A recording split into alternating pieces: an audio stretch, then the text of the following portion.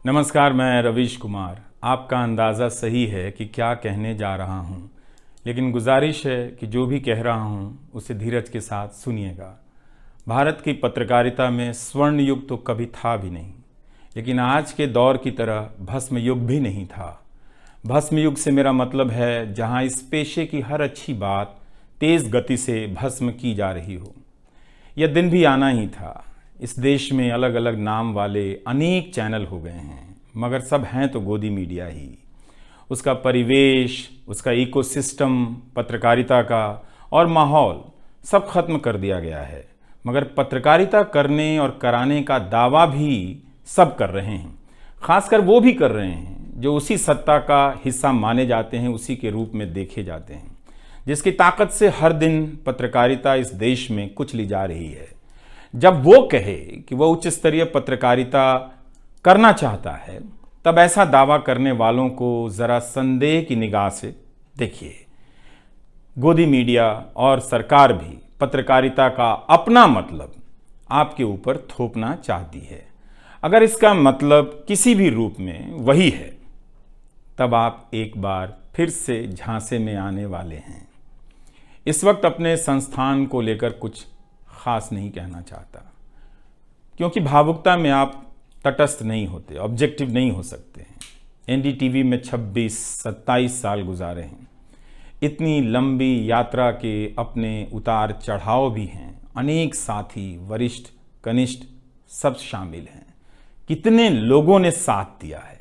इन अनुभवों के बारे में कभी भी वस्तुनिष्ठ तरीके से नहीं बोला जा सकता, और आज के दिन तो बिल्कुल नहीं, क्योंकि कई बार तथ्यों के साथ भावनाएं मिल जाती हैं और भावनाओं के तूफान में बहुत सारे तथ्य छूट जाते हैं। बेहतर है कि इसे संक्षिप्त ही रहने दिया जाए। जो आदरणीय शख्स हैं उन्हें मैं याद कर ही रहा हूँ। काफ़ी सारी शानदार यादें हैं एनडीटीवी में, अब दोस्तों के बीच सुनने सुनाने के काम आएंगी। आज के दिन किसी एक व्यक्ति का नाम लेना मुश्किल हो रहा है, तब जब आपके पेशेवर जीवन में अनेक लोगों का हाथ हो। कैसे एक का नाम ले सकते हैं? मैं जानता हूं कि पूर्व सहयोगी, मौजूदा सहयोगी सब मुझ में अपना हिस्सा देखते हैं, और वो सही भी है। मुझे सभी से कुछ ना कुछ मिला है। मैं सबका ही आभारी हूं। इसलिए एक का जिक्र कर बाकी को छोड़कर आप न्याय नहीं कर सकते, खासकर ऐसे दिन। वैसे भी इस वक्त तो हर चेहरा ही अच्छा नजर आ रहा है, क्योंकि सबने मेरे अनुभवों को, मेरे जीवन को समृद्ध किया है। बेटी विदा होती है तो वो दूर तक पीछे मुड़कर मायके को देखती रहती है। मैं इसी स्थिति में हूँ। अभी मुड़कर देख लेने दीजिए, फिर कभी विस्तार से एनडीटीवी की बात करूँगा, लोगों के बारे में और एनडीटीवी के बारे में, डॉक्टर रॉय, राधिका रॉय के बारे में भी। मैं कई लोगों की प्रतिक्रियाएं पढ़ रहा था। बहुत सी बातें तो मुझे आज ही पता चली। हैरानी हुई कि हर किसी के पास एनडीटीवी का एक अलग ही किस्सा है। वाकई उन 27 वर्षों के बारे में ठहर कर और संभल कर बात करने की ज़रूरत है। एनडीटीवी ने एक चीज़ सिखाई कि टीवी में और टीवी का एक ही मतलब होता है, टीम। एंकरों के स्टार बनाए जाने के बाद यह धारणा टूट गई, मगर आज भी टीवी के बुनियाद में यही है कि जितनी अच्छी टीम होगी उतना अच्छा काम होगा। अभी इस बात को यहीं रहने देता हूँ, कभी किसी और वक्त के लिए, तब जब आप भावुक ना हों, तब जब मैं भावुक ना हूँ कि एनडीटीवी छूट रहा है। अगस्त 1996 में एनडीटीवी से औपचारिक रूप से जुड़ा था। अगस्त 1996 में ट्रांसलेटर के रूप में, अनुवादक के रूप में। लेकिन उसके पहले कई महीनों तक मैं यहाँ चिट्ठियाँ छांटता रहा। बोरे में चिट्ठियाँ आती थीं और मेरे पास रख दी जाती थीं। तब दर्शक पोस्ट बॉक्स में चिट्ठियाँ भेजा करते थे। देश भर से दर्शक अपने हाथों से अलग अलग कार्यक्रमों के एंकरों को लिखा करते थे। इन्हें पढ़ते हुए मैंने टीवी के कार्यक्रमों के आसपास दर्शकों को बनता देख रहा था। मेरा काम था उनकी बारीक नज़र से लिखी गई चिट्ठियों पर रिपोर्ट बनाना और एंकरों या कार्यक्रम के प्रोड्यूसर को सौंप देना। दिहाड़ी का काम था, उसी के हिसाब से मजदूरी मिलती थी, पैसे मिलते थे। मेरी ज़िंदगी में यह काम आज भी जारी है। आज भी आप मुझे सैकड़ों की संख्या में मैसेज लिखते हैं, हाथ से लिखी चिट्ठियां भी आती हैं, बहुत अच्छी लिखावट में। मैं ज़्यादातर मैसेज पढ़ता भी हूँ और सभी के नहीं तो बहुतों के जवाब देने की कोशिश करता हूँ। कई बार तो अपनी निराशा भी आपसे साझा कर देता हूँ। मैं आपके बीच आकर अपने मन का भाव नहीं छिपाता, क्योंकि मैं आपके बीच बताने के लिए आता हूँ। अगर खुद को ही छिपाने लगा तो वो पूरा बताना नहीं होता है। मुझे तो लगता है कि कई हजार दर्शकों के पास मेरे लिखे हुए जवाब होंगे। उंगलियों में दर्द रहने के कारण इन दिनों जवाब देना कम कर दिया है। तो एक तरह से जिन चिट्ठियों से एनडीटीवी में मेरी शुरुआत होती है, उनका आना जाना आज भी जारी है, आज तक जारी था। वो काम आगे भी जारी रहेगा, लेकिन इतने सारे सुझावों, जवाबों, अपेक्षाओं, शिकायतों और डांट के बीच सोना, जागना और जीना मुझे आपके हवाले करता चला गया। मैं खुद के पास तो रहा ही नहीं, आपके बीच गया तो घर ही नहीं लौटा। शायद अब कुछ वक्त मिलेगा खुद के साथ रहने का।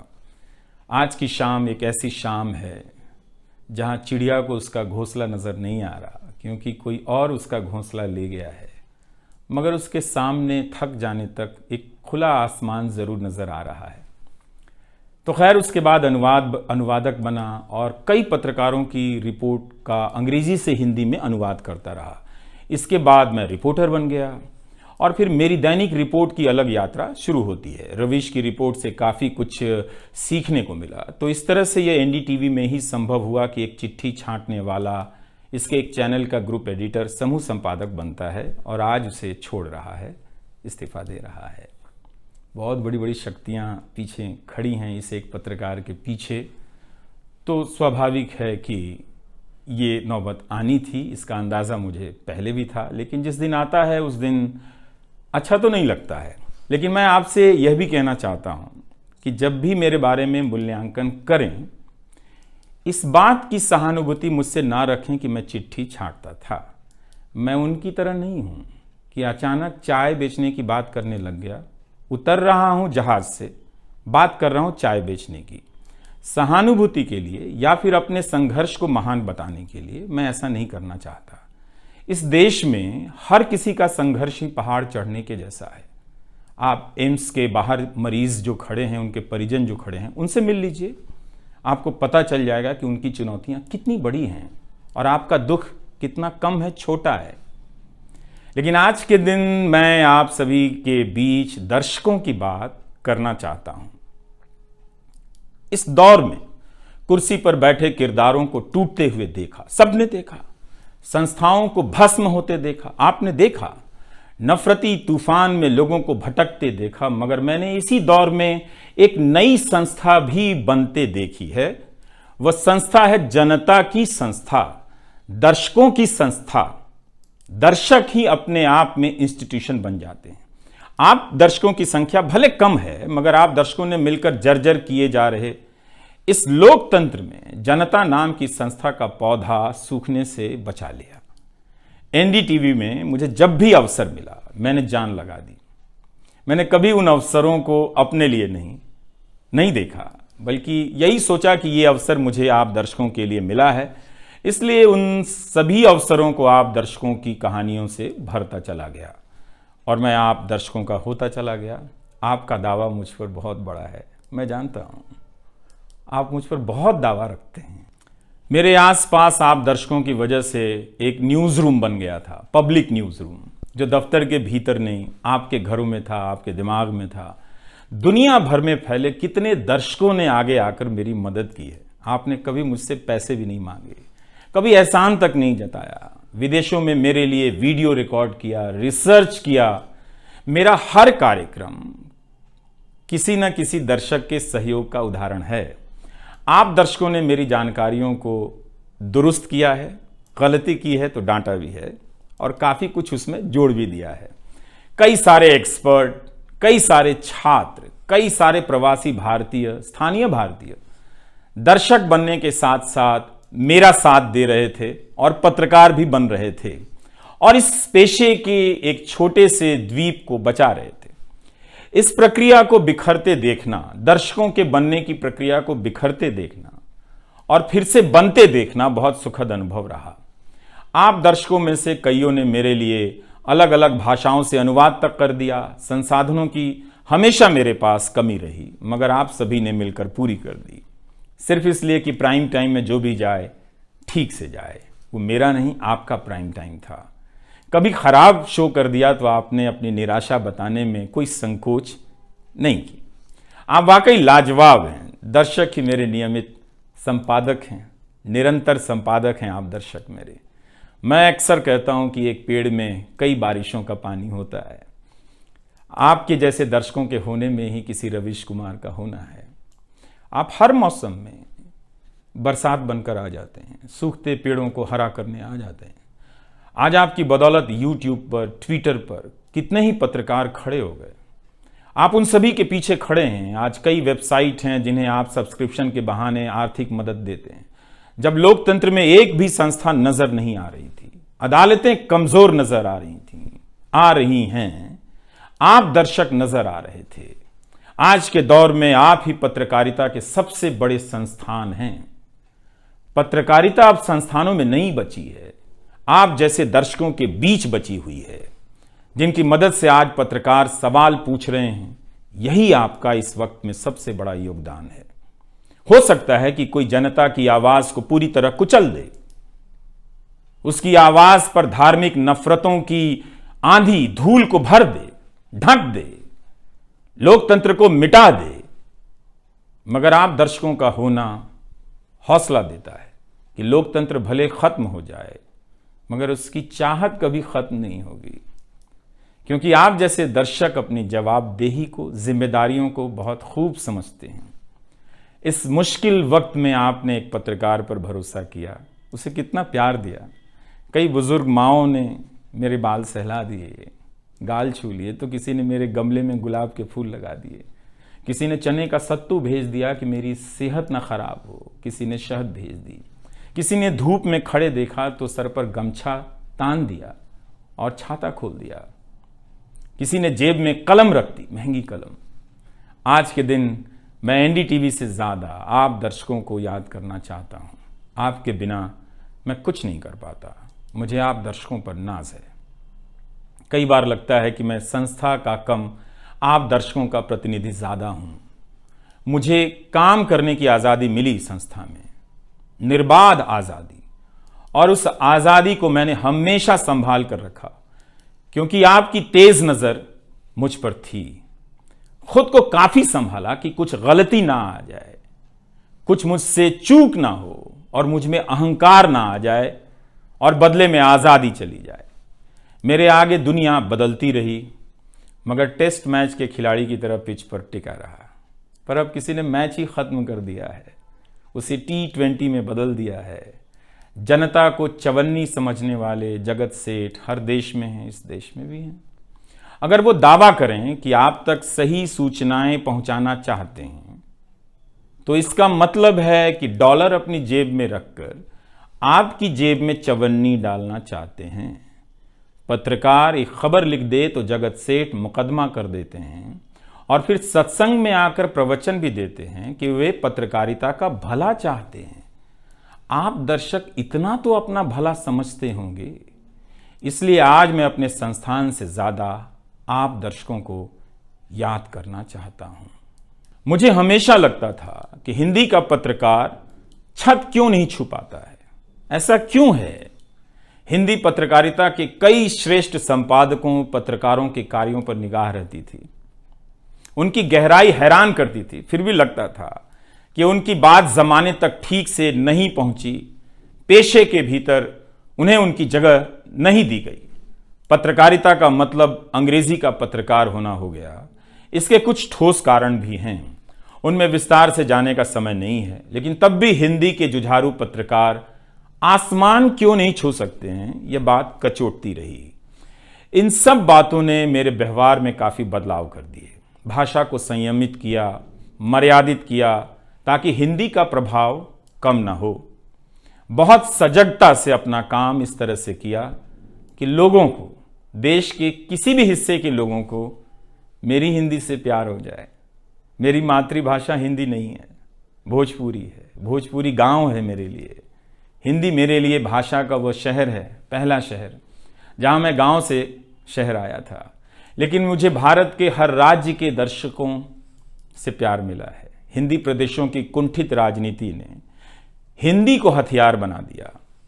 इससे हुआ कुछ नहीं, हिंदी को लेकर कुंठाएं ही बढ़ती चली गईं, किसी का भला नहीं हुआ। मैं उन सभी गैर हिंदी भाषी पत्रकारों, सामाजिक कार्यकर्ताओं, विद्वानों का शुक्रिया अदा करना चाहता हूं, जिन्होंने मेरी हिंदी को समृद्ध किया, जिन्होंने मेरे लिखे हुए का अपनी भाषा में अनुवाद किया और अपनी भाषा में लिखी हुई जानकारियों का मेरे लिए अनुवाद कर दिया मुफ्त में। कई बार लगता था कि अलग अलग डिब्बे जुड़ते जा रहे हैं और रेल बनती जा रही है। उर्दू, मलयालम, तमिल, कन्नड़ा, पंजाबी, गुजराती, मारवाड़ी, बंगाली, मराठी भाषा के पत्रकारों ने कितना कुछ जोड़ा है।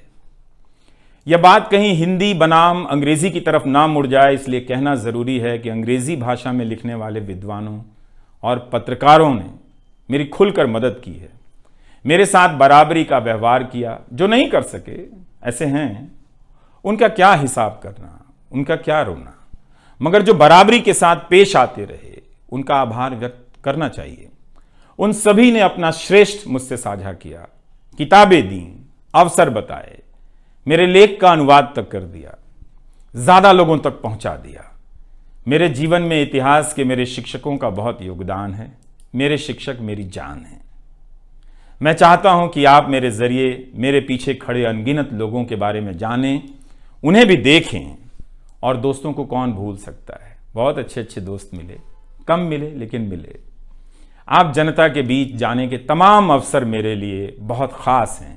तमाम आंदोलनों को कवर करने गया, आपके बीच जाते ही जो चीज खास नजर आती थी वो है एक पत्रकार के प्रति आपका विश्वास, आपकी समझ। आप लोगों से मैं घिर जाता था। आपके भीतर कितना कुछ बहने लग जाता था, जिसे एक राज्य को सुनना चाहिए, जिसे सुनाने के लिए पत्रकार से अच्छा कोई जरिया नहीं। मुझे आपके बीच आकर हमेशा लगा कि आप सरकार को कैसे देखते हैं, और मैं उस नजर से सरकार को देखने लगा। इसी का भरोसा है कि आपकी सक्रियता में ही भारत का लोकतंत्र धड़कता है। शाहीन बाग और किसान आंदोलन की जिद में मुझे सूरज की रोशनी दिखाई देती है। आपको जनता बनते हुए देखा है। मेरा विश्वास गहरा होता चला है कि तंत्र भले खत्म हो जाए, लेकिन जनता के बीच जन बचा हुआ है। एक दिन यही जन आज से बेहतर तंत्र बना लेगा।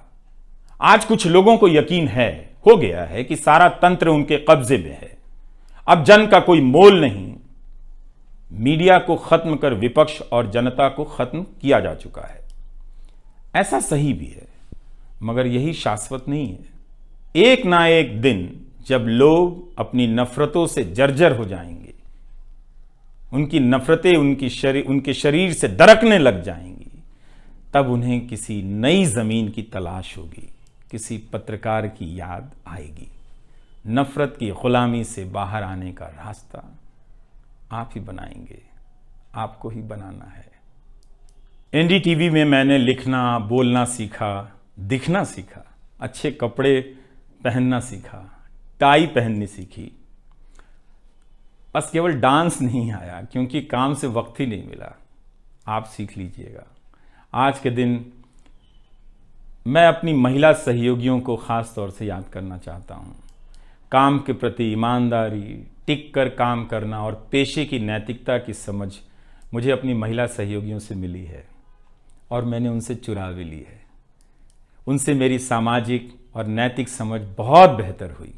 मेरी इस यात्रा में बहुत सी समझदार औरतें और लड़कियों के अनुभव शामिल हैं। मेरी जीवन साथी का भी, मेरी बेटियों का भी, मेरे सास ससुर ने बहुत साथ दिया ताकि मैं बाहर जाकर रिपोर्ट कर सकूं। मेरी माँ, मेरी भाभी, मेरे परिवार के सदस्यों ने भी।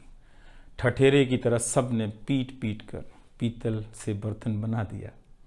यह मैं इसलिए भी रेखांकित कर रहा हूं कि पत्रकारिता के पेशे में मर्द ही नहीं, मर्दवादियों का कब्जा है। उनकी आक्रामकता के बीच कई बार दम घुटता था। इतनी आक्रामकता के बीच आप रचनात्मक हो ही नहीं सकते, संवेदनशीलता आ ही नहीं सकती। इस पेशे में तमाम महिला सहयोगियों ने मुझे मर्दों की आक्रामकता से बचा लिया। अगर आप इस पेशे में आ रहे हैं, विद्यार्थी हैं, तो हमेशा अपनी महिला सहयोगियों के साथ सलीके से पेश आइए, उनकी काबिलियत को स्वीकार कीजिए, तारीफ कीजिए। प्राइम टाइम के वक्त अक्सर कहा करता था, मुझे काम करने दो, 9 बजे ही बजते हैं। सुबह उठते ही मेरे दिमाग में रात के 9 बजने लग जाते थे। मैं टाइप करने लग जाता था, रोज़ 5000, 6000, 7000 शब्दों की टाइपिंग। अब शायद 9 ना बजे, प्राइम टाइम ना हो। मुझे पता नहीं था, पता नहीं है कि अब 9 बजे क्या करूँगा। मुझे टीवी से बहुत प्यार है, इस माध्यम से दिल लग गया था, शायद इसी वजह से दिल टूट रहा है।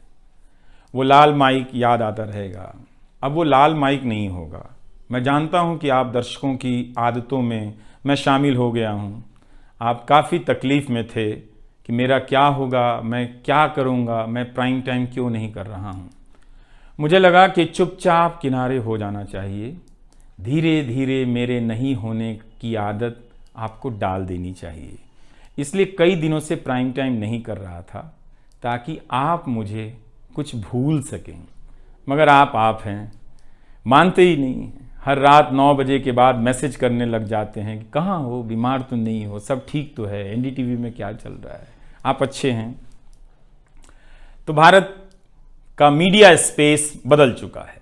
उन हजारों युवाओं की सोचिए जो पढ़ाई पत्रकारिता की कर रहे हैं, लाखों रुपए लगा रहे हैं, मगर उन्हें काम दलाली का करना पड़ेगा, क्योंकि इसके लिए अब कोई सांस्थानिक जगह नहीं बची है। इसी के बीच जो आने वाले पत्रकार हैं, जो इस वक्त पत्रकार हैं, सभी को जूझना है। कोई घुट रहा है तो कोई इस पेशे को छोड़ रहा है। कई लोग कहते हैं कि नौकरी की मजबूरी के अलावा पत्रकार बनने की कोई दूसरी शर्त नजर नहीं आती, कोई उत्साह नहीं है। यहां तो जस्टिस तक कह रहे हैं कि जमानत देने पर जजों को टारगेट किए जाने का डर लगता है। जब जज को ही डर लगता है, तब फिर इस दौर में यह बोलना भी गुनाह है कि मुझे डर नहीं लगता है। एक डरा हुआ पत्रकार मरा हुआ नागरिक पैदा करता है।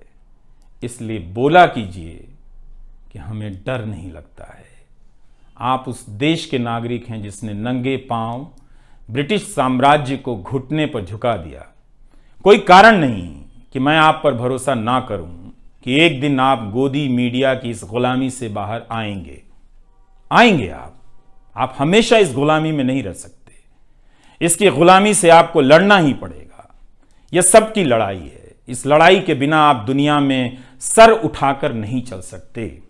आपकी यही पहचान होगी कि आजाद देश के गोदी मीडिया के गुलाम हैं। इसके खतरे की गंभीरता को समझिए। कानून की आड़ में अब अधिकार कुचले जा रहे हैं, अभिव्यक्तियों को रौंदा जा रहा है, ताकि सारे अवैध काम वैध नजर आए। इस समय मेरे रास्ते निश्चित नहीं हैं, निश्चित हैं तो सिर्फ हौसला है। उसका भी क्या भरोसा, कभी आसमान में होता है, कभी पाताल में।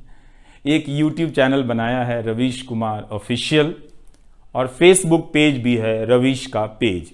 इसे सब्सक्राइब कीजिएगा। अब मैं YouTube पर ही नज़र आऊँगा, एनडीटीवी इंडिया पर नहीं। किसी संस्था के साथ मर्यादाएं बहुत अलग होती हैं, फ्रीलांस और आज़ाद जीवन की अलग। लेकिन इस बार परिवार के साथ थोड़ा वक्त बिताना चाहता हूँ, जीना चाहता हूँ। मैंने इस्तीफ़ा दे दिया है। नमस्कार, मैं रवीश कुमार अब आपको उस चैनल पर सुनाई नहीं देगा। नमस्कार, मैं रवीश कुमार।